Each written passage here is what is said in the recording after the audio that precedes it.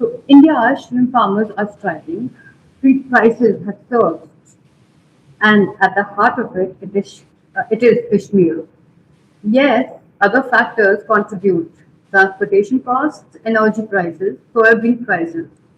But the trigger everyone is talking about, the one driving the crisis, is the shortage of certified fish meal, which is apparently linked to El Nino's impact of Peru. But here is the question I cannot let go of. Why should Peru's weather decide an India's farmer feed cost? India is the world's third largest fish meal producer. We have 12,000 kilometers of coastline. We have enough raw material to be the largest fish meal producer on earth, and yet we are importing. At global prices, subject to volatility, we have no reason to fail. If India had domestically certified fish meal at scale, would this crisis even exist? Well, I don't think it would. And that leads to the harder question. Why don't we have it?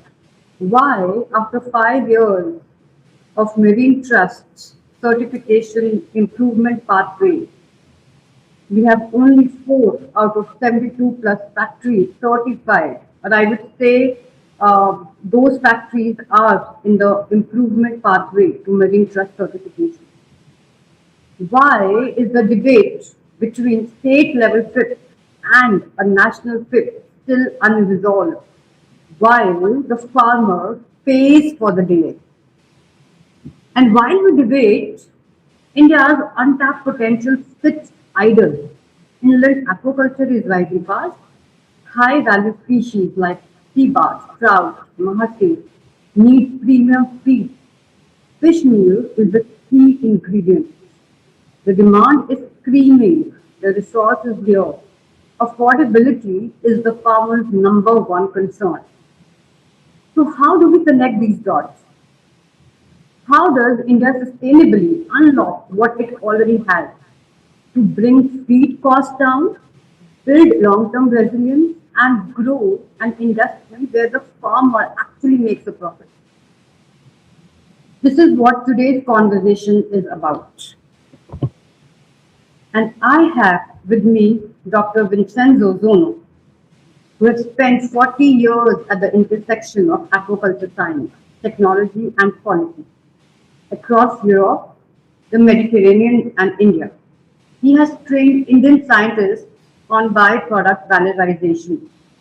He has seen how European Union certification framework work from the inside, and he has no stake in India's FIP debates, which is exactly why I want honest assessment.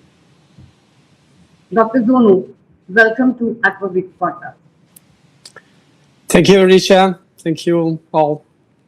Nice to meet you and having this discussion with you. Great. So, Dr. Zono, India currently has a live debate, right?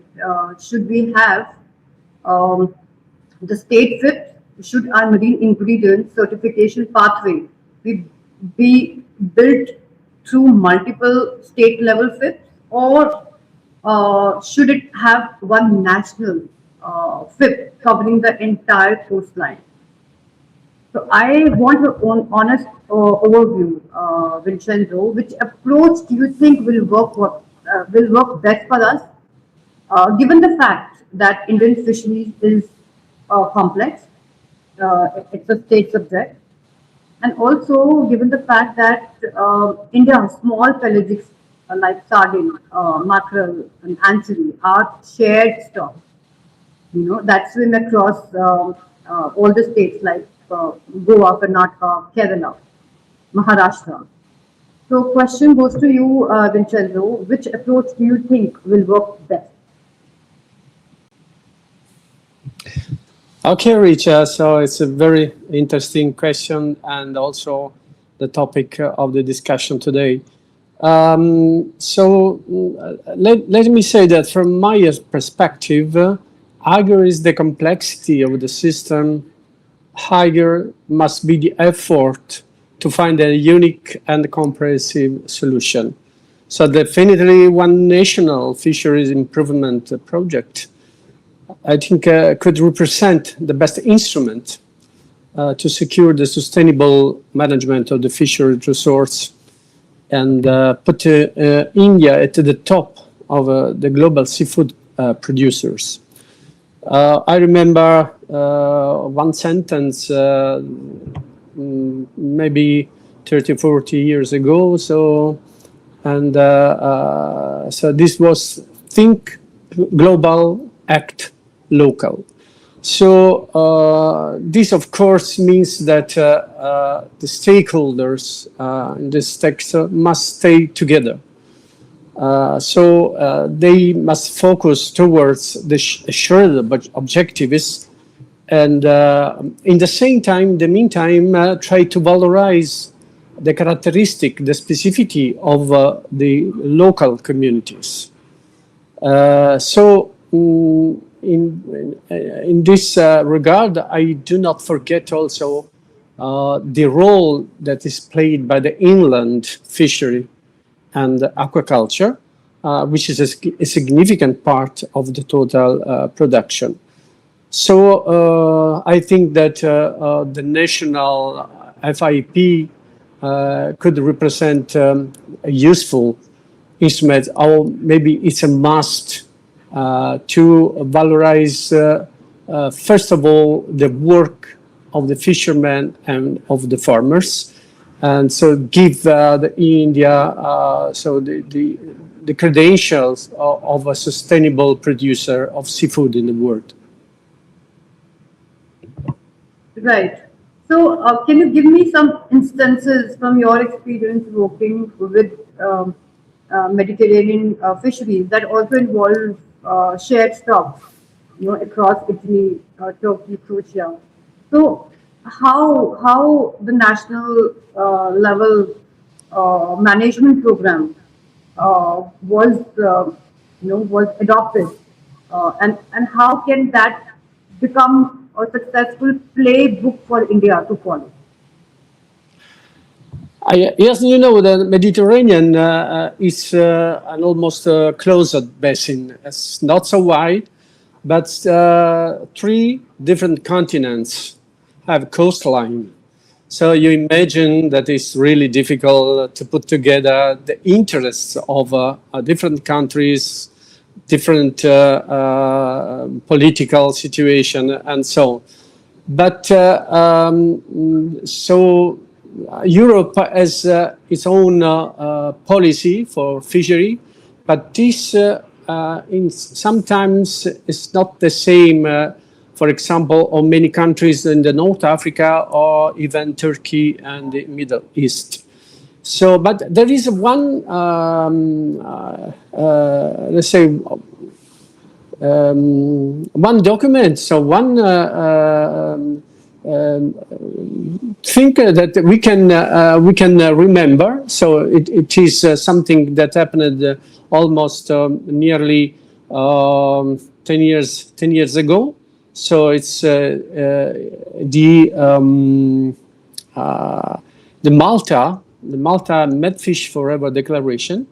So in this case, so it's a practical examples on how EU successful is EU successful to share the policy with other countries, and this, of course, for the main objective to valorize the resources, to bring to sustainable practice of fisheries, and of course having transparency in the market, resilience activities.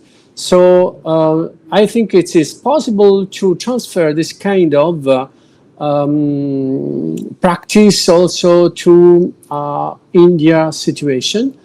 But of course, this means again a very strong policy. So the role of the government is crucial in this case, but also the other stakeholders have to accept the way to stay together, and everybody has to play his crucial role. uh, the research institution, the producer, the fish meal and the fish oil producer, farmers. So all together must go towards a straight line and all together towards a shared objective. And this, of course, for the benefits of the local communities and for the benefits of the Indian people. Right. Vincenzo, Marine Trust says that India's fisheries is too complex. Hence, we should go with state FIP. What do you have to say to that? Well, I understand that managing a regional FIP it's more simple than having a global, a national project. And I've seen also that some of these projects focus on some specific species or specific resource and so on. But I think that this is maybe is paying in the short term, but we need a vision toward the future. So I'm just thinking, for example, to an extreme event, a cyclone or flooding in one specific region, and then so we have, for example, so a very so many problems in implementing that kind of project. So how we can manage this kind of differences if you don't have a unique framework in which also the this kind of situation can be afforded altogether for the benefit of everybody. So I think that yes, having this fragmented project, it's okay, are okay in this time, but in the future, I think that we must think to have a national project in which all these projects will come together and all together works for the shared goal that is to give to India yes this the possibility to produce fish not only for the market but I would say for its domestic market for the people of India. I have seen during this my travel to India now since 20 years ago that so there are many rural areas, many people that have limited or no access to seafood, especially I've say in the rural areas, in the remote areas. And the consumption, the annual consumption of seafood in India is very low compared to the European or the global consumption. And with the many differences between the coast and the internal areas. So I think that apart from the fact of traditional or cultural or religious motivations, we need to give the possibility especially to children and the young people to access this high value and healthy seafood. And so this means that India can produce and must produce seafood not only for the market, and this means that have to have the standard of quality that the market requires.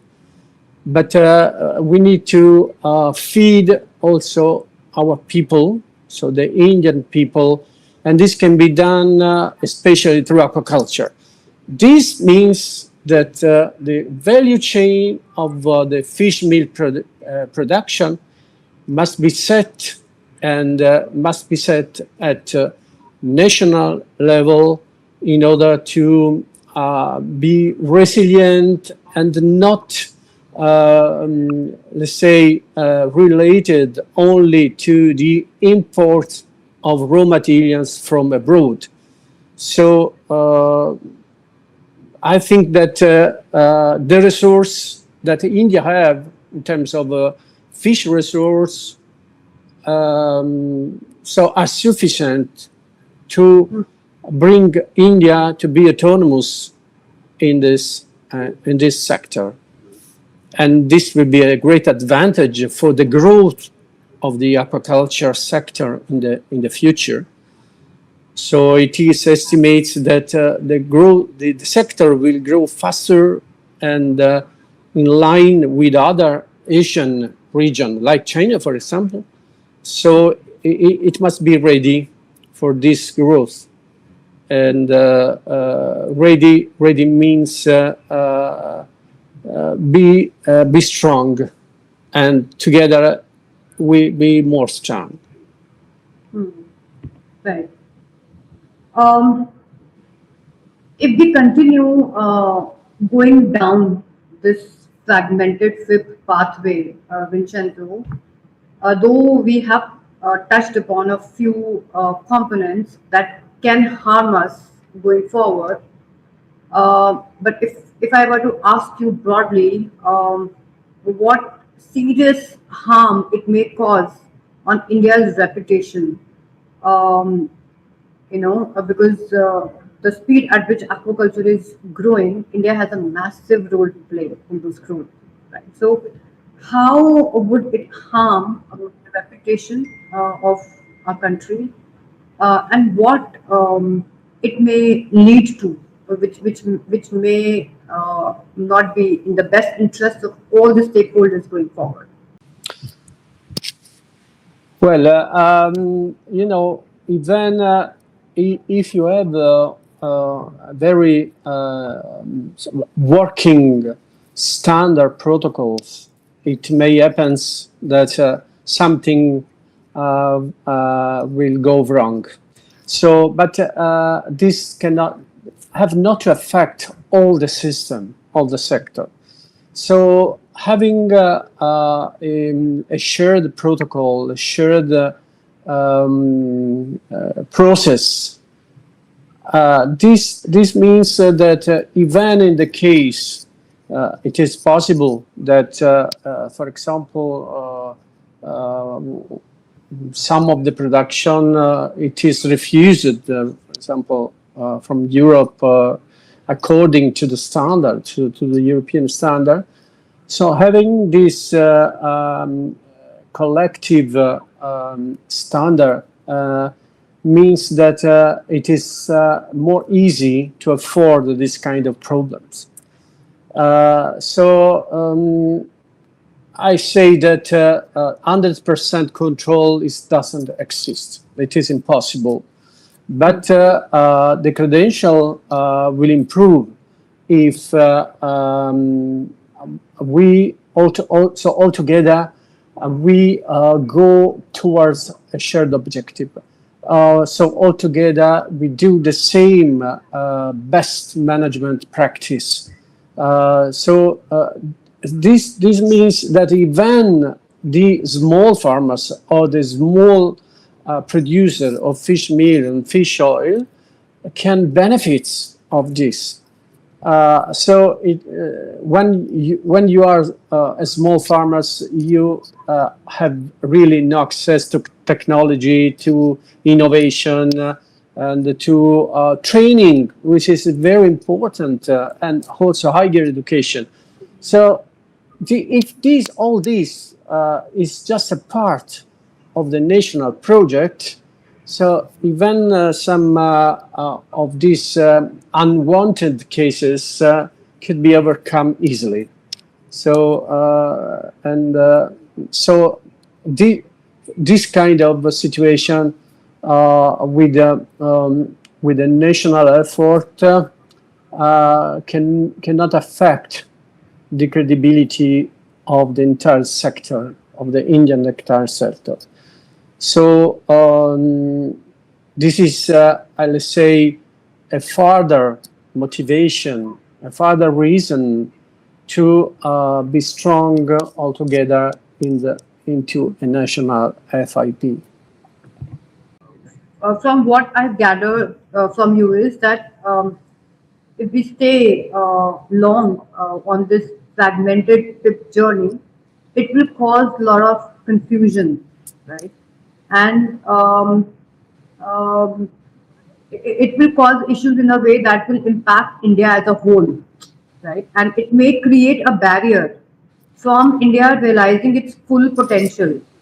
And of course, market access is something which is so important for a country like India, which is a livelihood-based fishery.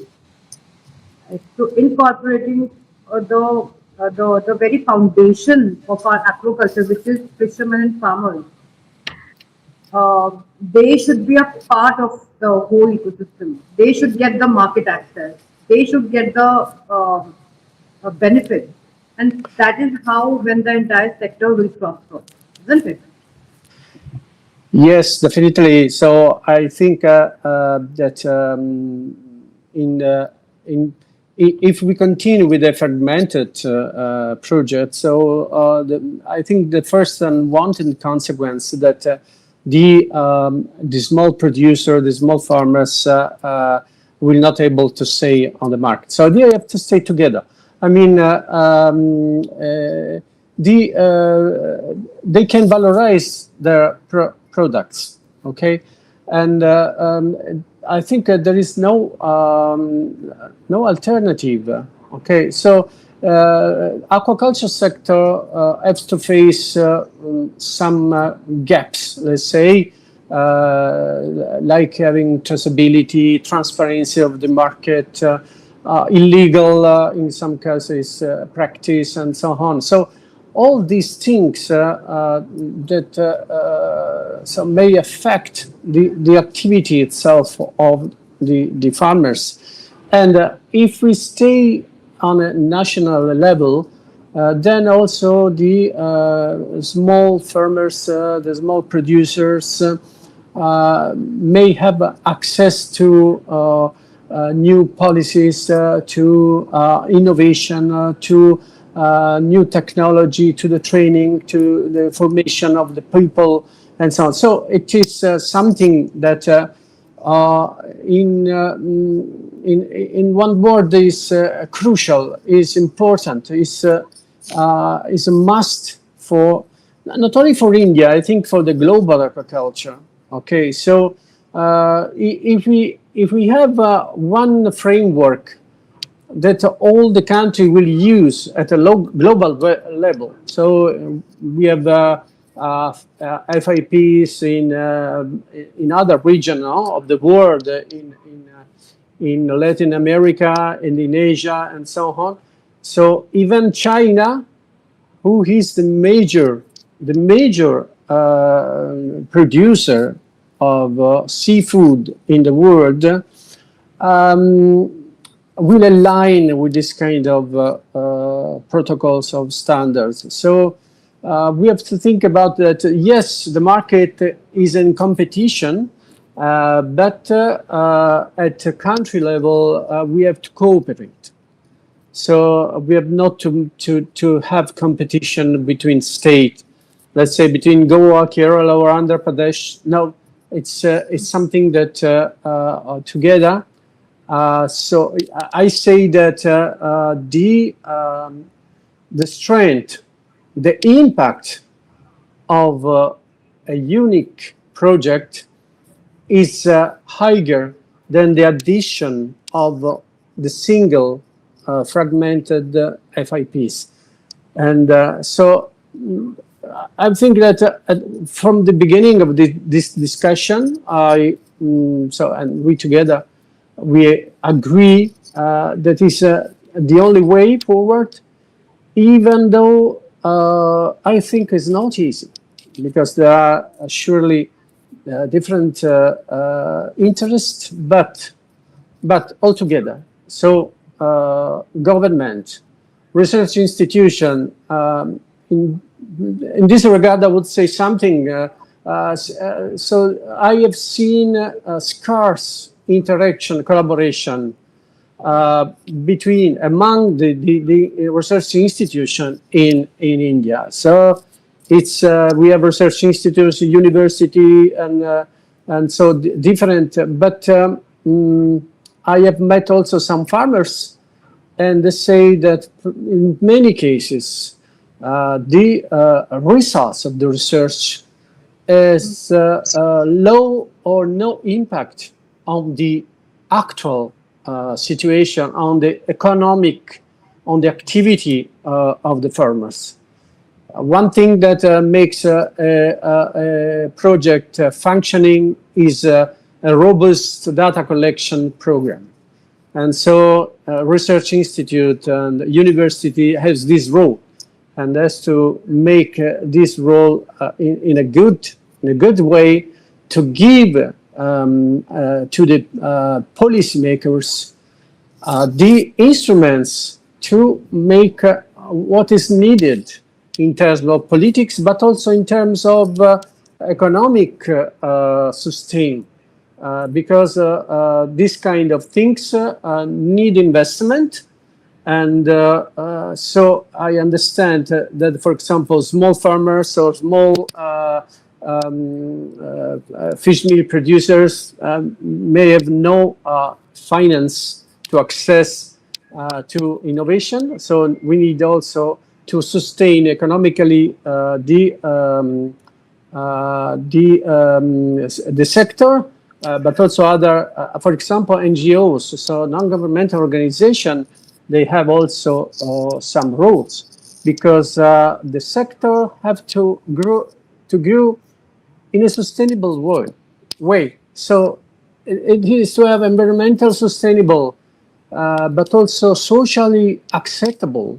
And of course, so aquaculture and fisheries is a business activity. So at the economic level is really also important. So it is a sector that can create thousands of jobs for people who is dependent on the fishery, and so and probably in many cases also the great role to reduce what is in the rural areas, for example, the problem of the hungry. So this it's of course a wide discussion, but if we take into account that we have a vision, we have a way to follow, and I think that the horizon between now and maybe next 10 years will be will be the crucial period for the Indian sector, but not only. I think that if India is great, then all the world will benefit of this. Absolutely, absolutely. Because I sincerely believe, Vincenzo, that since India is the fastest growing economy, and for India, it's in our blood to serve others. It's in our blood, right? It's in our culture to serve others, and we have a tremendous opportunity and responsibility to feed the growing population, not only of the world, but also of India, of India's own population, right? So I feel that every country right now is interested in India, apparently, because they see a big opportunity lying ahead. But the only, I mean, our government is right now playing a very active role in laying down the foundation of national level improvement, fisheries improvement program. And there have been discussions going on around establishing standard programs.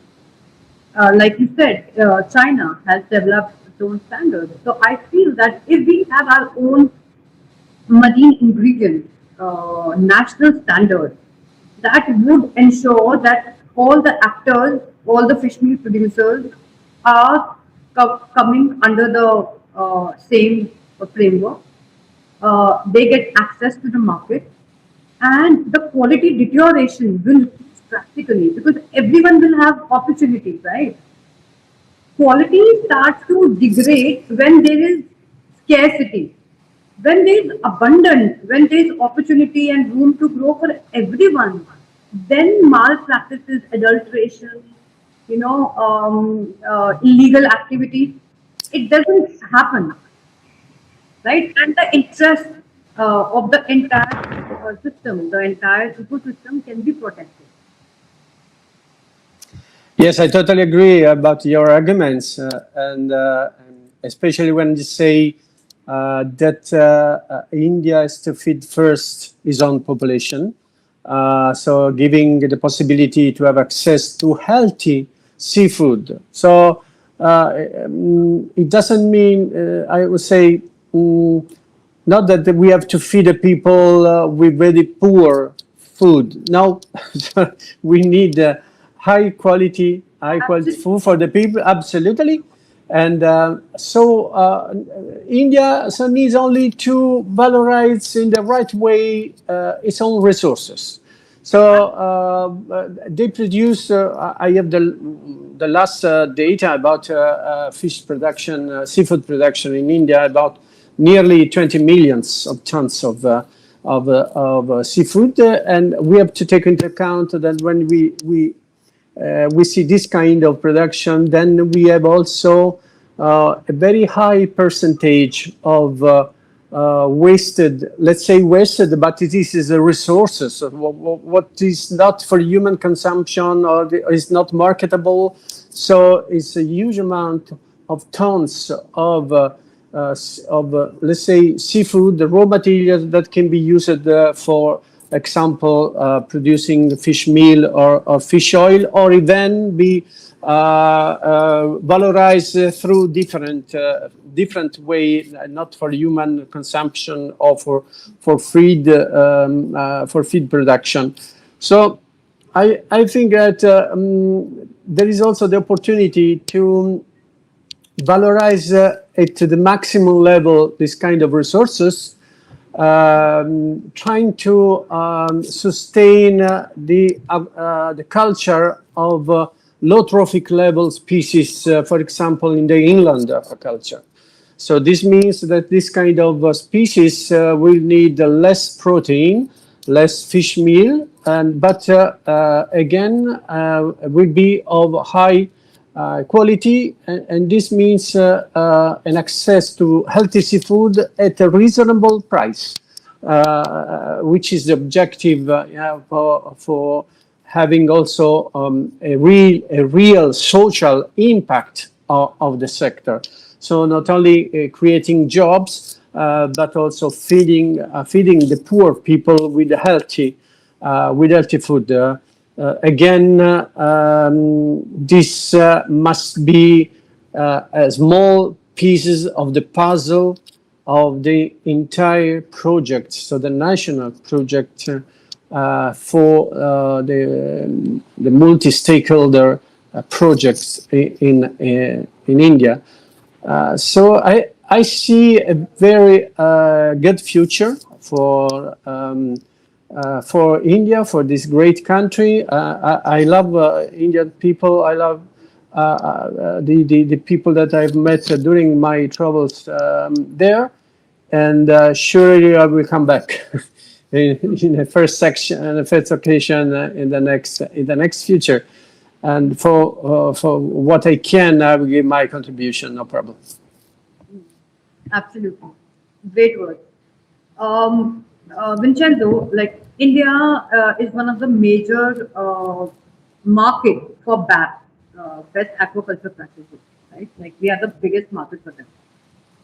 And I'm wondering that why the current pathway still has only 4 factories uh, in the 5 year journey. It's been 5 year journey since we have only progressed from one factory to lately 4 factories. So, and of course, shrimp is our it has given us a great privilege of being one of the largest exporters. And you know it's all been. What do you think? Like how, if you were to, compare that number, or if you were to see that number in an European context, what would your assessment be? Would you think that is the model working?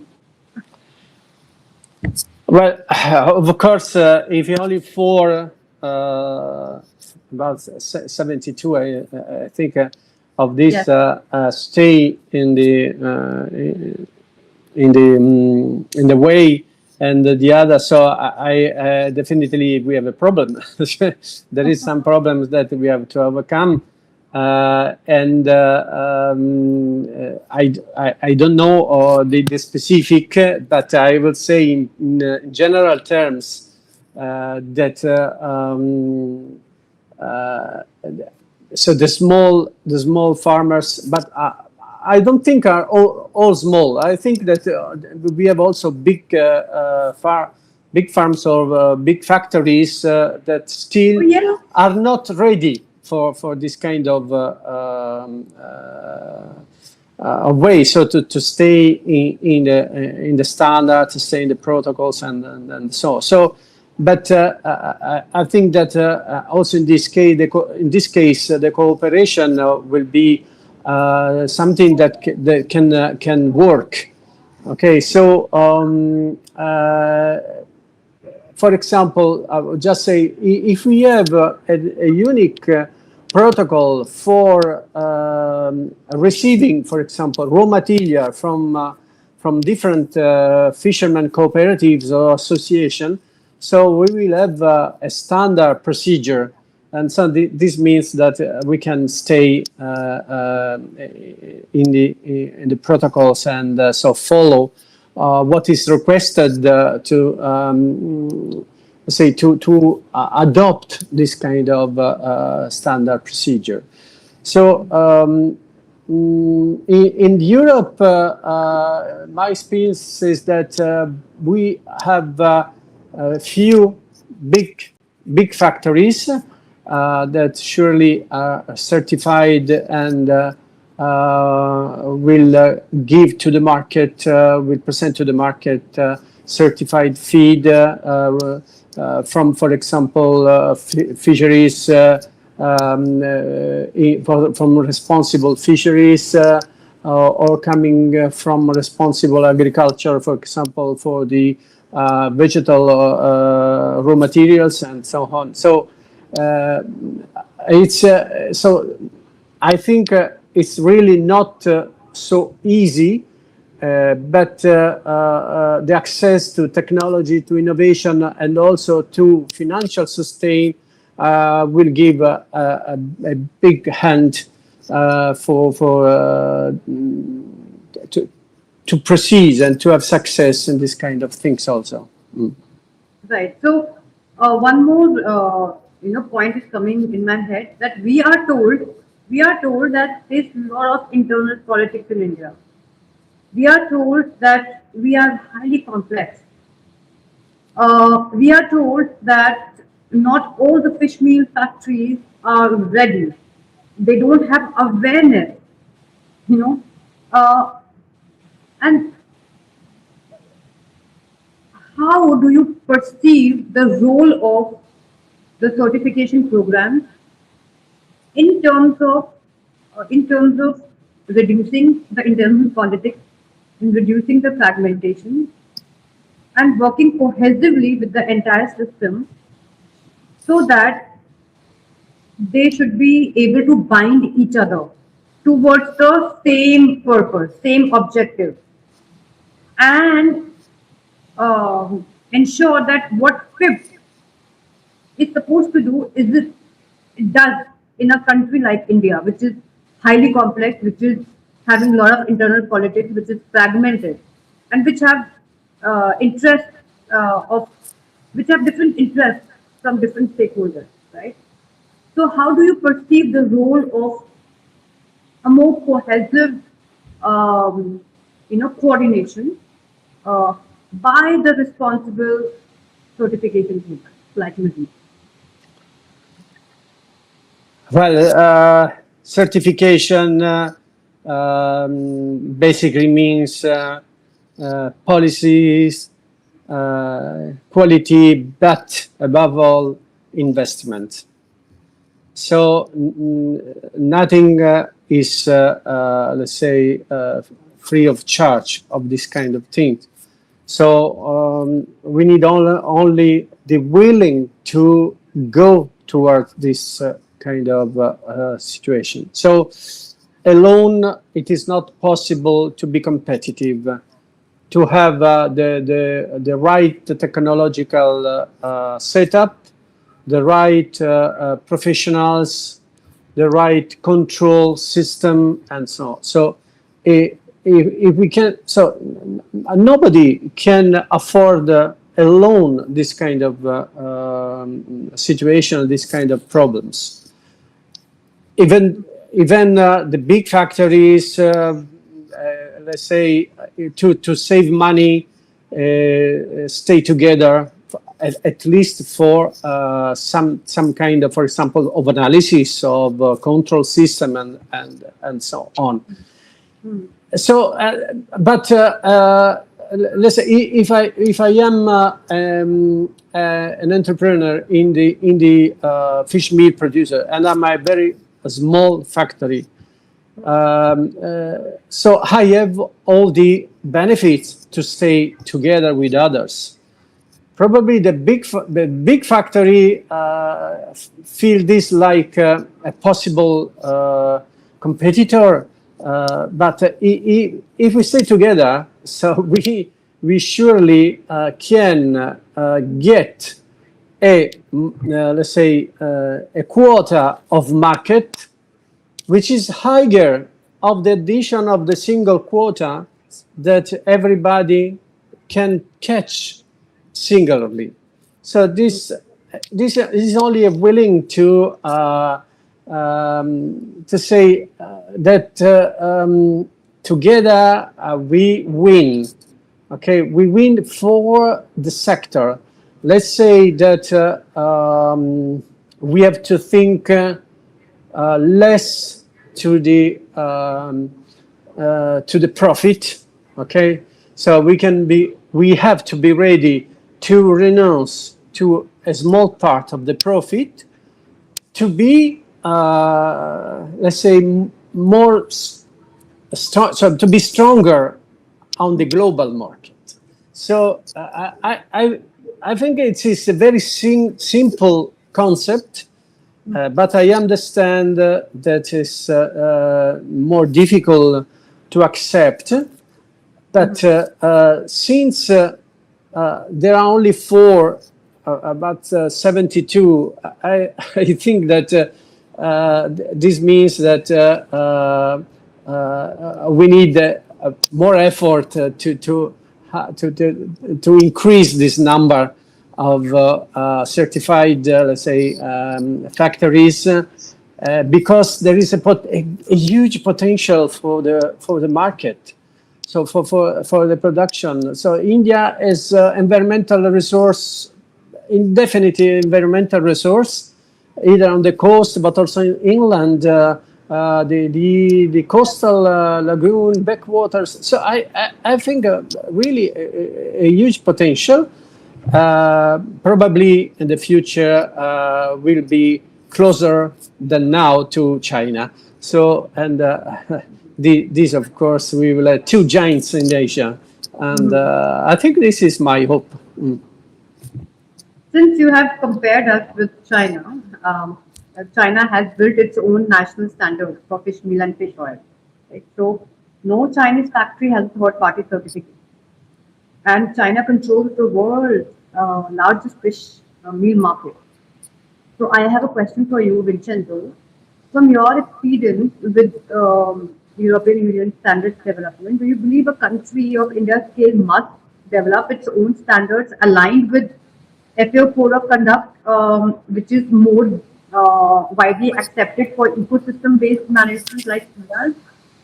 And would the European Union recognize it would global buyers accept it? Because ultimately, it, it's the market. Yes, yes. So my answer is yes. So India can develop its own standard aligned with the international standards. Yes, and this will be surely recognized by Europe, by also other target markets, like, for example, USA or Canada or the Emirates. So I think that is something that, first of all, is for India itself. Okay, so before giving this image to the world, to the market, is something that it is important for its own production, for its own people.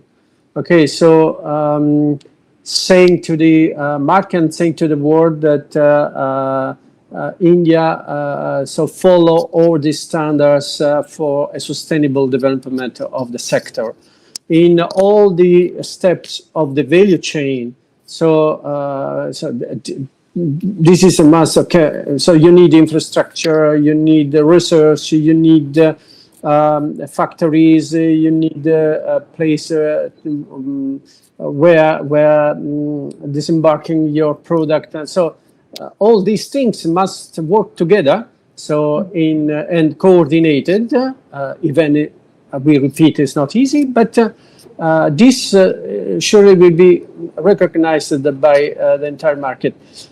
Um, Regarding China, yes, they have also their own standard, and surely they are the first producer in the world, and they export everywhere. But I know that also import some products, for example, from Europe. So if there is a mutual exchange of products, so this means that there is also a mutual recognize of these standards. So and this is important for the market. So So you said that the standards that we develop as per FAO alignment will surely be accepted by the market, by the international market. yes, yeah. Great. Good.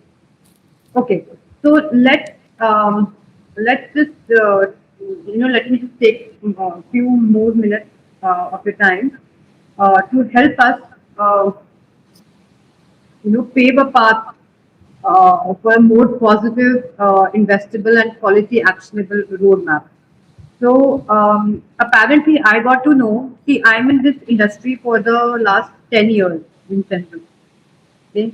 Um, and recently, I got to know about India's potential in fish meal. I did one podcast with Dr. Dawood. He's the president of Indian Marine Ingredients Association. So he says that the world has 9%, India has 4% right now, fish meal. Okay. He says that we have enough raw material, enough to produce 1 kilogram of fish meal for every kilogram of aqua feed it produces. And he says that India has 4 million tons of processing waste, and it is unutilized.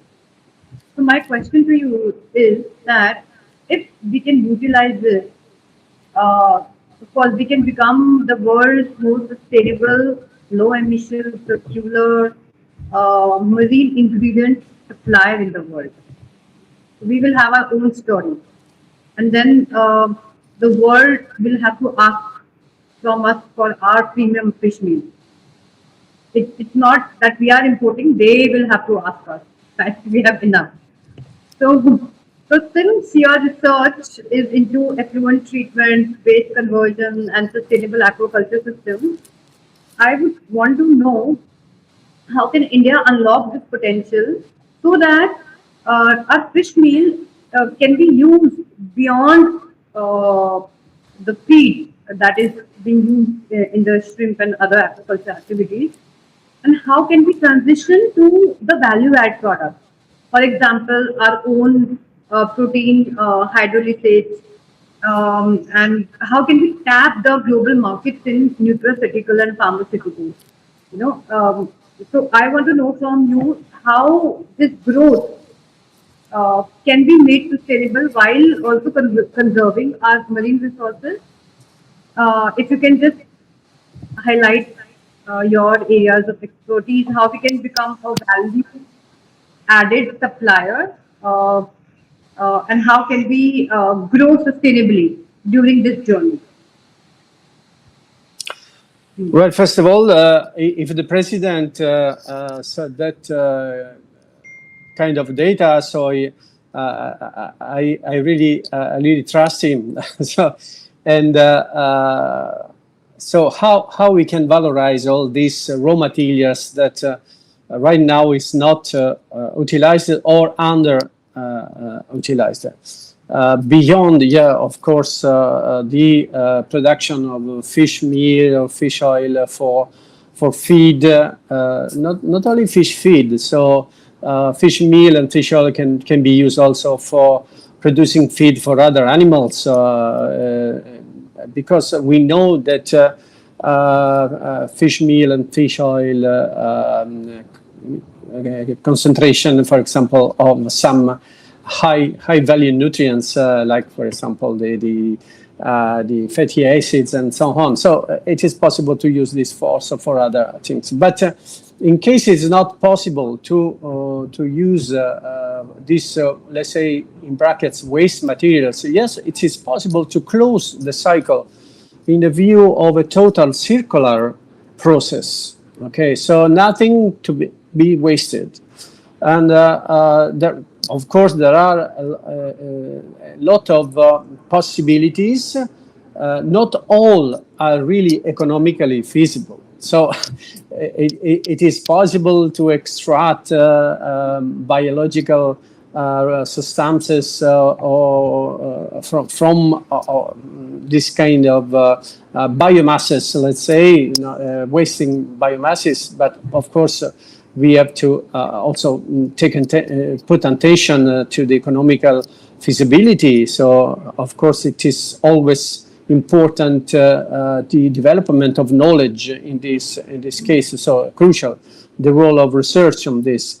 But just dealing, for example, about the aquaculture effluent, and so the valorization of this, let's say, huge amount of nutrients that are not used and they are discarded into lakes, rivers, and or of the sea or ocean. So, of course, these kind of nutrients can be reused, can be used as culture medium for other kind of biomasses. And so you mentioned our field of competence. So we have used these nutrients, so the effluents, the enriched the nutrient effluents from a foreign farm, shrimp farm, or from a fish farm, as culture medium for microalgae culture. Culturing high value species from which you can extract high value biomolecules that can be used in several fields. For example, if for not human consumption, since this come from the culture of an effluent, so it is, of course, there are some concerns about using algae producing in the effluent, but it can be used, for example, in cosmetics or in other kind of fields. And so there are several, let's say, examples in the literature. And one microalgae that we have tested recently so an extract of the species Tretacelnis chui. So we have found that this extract has a great potential for skin recovery. So for using in, for example, for dermatological problem. So and we know altogether that the field of producing either both macroalgae and microalgae is really in a great expansion. So it's this for several things, for several motivations, and so we have to pay attention about this, trying to valorize everything is possible. Nothing is a waste. Everything can be recycled or upcycled. And aquaculture, even though is not the let's say the most impacting sectors. So in the world, other sectors are really more impacting than aquaculture. But in any case, farmers can increase their credential as environmental sustainable by closing this cycle and not only reducing their impact, but also producing other biomasses that can have great value. So either like a biofertilizer, for example, or for biostimulants or other bioactive molecules that can be used in the field that we have mentioned before. Great. Wow, Vincenzo, such a pleasure to talk to you. Let's close the session. And I want your message to each of the stakeholders. Let's start with the Government of India regarding the urgency of acting on national FIP. Okay. What is your message to the Government of India on acting together on national FIP? Well, I would say that the first role, of course, is the government. Okay, so the national government has have a crucial role in just having the strategic vision for the future. It is not something just that the government decide and all together have to accept. It is something that has to build together. But the government has to have the major role for indicating the policies for the medium and long term. So, and all the other stakeholders must align with this kind of policies. And of course, they have to set also the measures to implement that kind of strategic vision. Okay.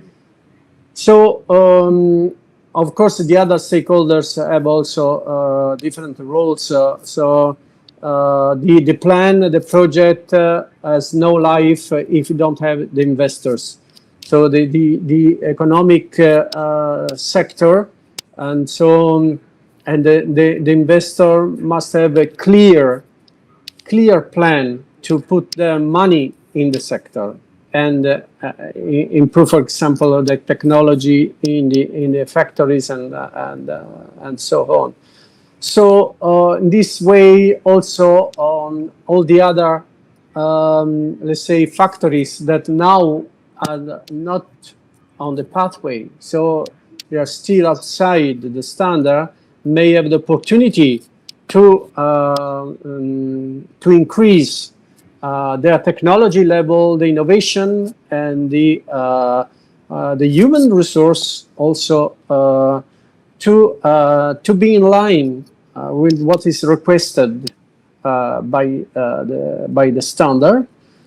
And okay, the standard so the certification is a must. We have said that this can be recognized by the world, entire world, by Europe first, since India, I think, see Europe as the main target for its shrimps, for example. It's very nice shrimps. And one last thing is that research institution, and university, and other research bodies must try to find a way to better cooperate in this field. So we need. I mean, it is not only an Indian problem. I think that worldwide, it's we need a more cooperation among the research institution. First of all, for a robust data collection program, because the government will be, so for the government will be easier to set the policies if we have a strong data collection. So we have a very nice instruments to collect data and to manage millions and millions of data for the setup of the future policies. I do not forget the let's say not the last, but the first ring of the chain. So the producers, so the fishermen, the farmers, even small farmers. In some cases, family management of the farm. So I think that these people must feel that all the others are very close to them. Okay, so they are the producer, so they can help research institution, for example, to collect the data, to give exact figures of what is produced, because I think so the figures that we have now, I think need to be refined, because I suppose, like I'm not the proof, but I suppose that surely I'm not say the real figure so on the field, but it is possible to increase the quality of this data by the help of the fishermen and of the farmers, who is the people who will provide the raw materials for the chain, for producing fish meal. So I think that altogether these things can make the difference. And it is important that all stakeholders. I think that the association of the different stakeholders, so they can have a major role. So I understand that it's not possible to involve the small farmers or the cooperative or the fishermen and so on, but I think that the association of a producer, of the fisherman producer, of fish meal producers, NGOs, and research institutions, so the central maybe research institution. So altogether, they just have to stay around the table and find the good way, a good solution for a national FIP, and so the government will do its role surely on for the benefits of all the country. So that's my let's say conclusion. Okay. What is your message to marine trusts who are welcoming state FIP and who are approving FIP with few stakeholders, few fish meal, fish oil factories? What is your message to them? And there is an association owned by Dr. Dawood who is the president of Indian Marine Ingredients Association, who have 70 plus 72 producers under his association. So what would you say to marine trusts who are welcoming state trips and signing or approving trips with small number of fish meal factories? I think that, of course, the tentative to have as much as possible, as many as possible of these stakeholders will be the maximum level to be reached.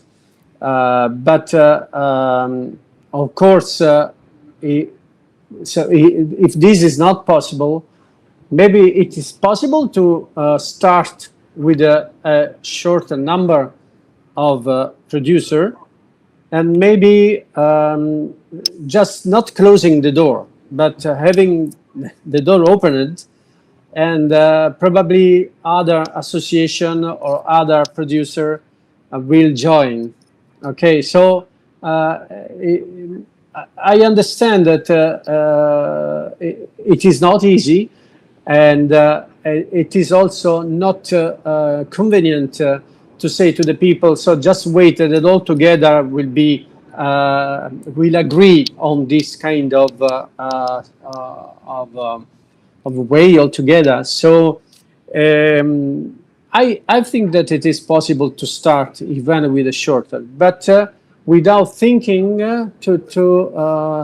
let's say to focus on a national FIP, and I mean this can be my suggestion. Okay, so if I am in the president role, so I will try to do this. So, and surely a tentative to put all together should be done.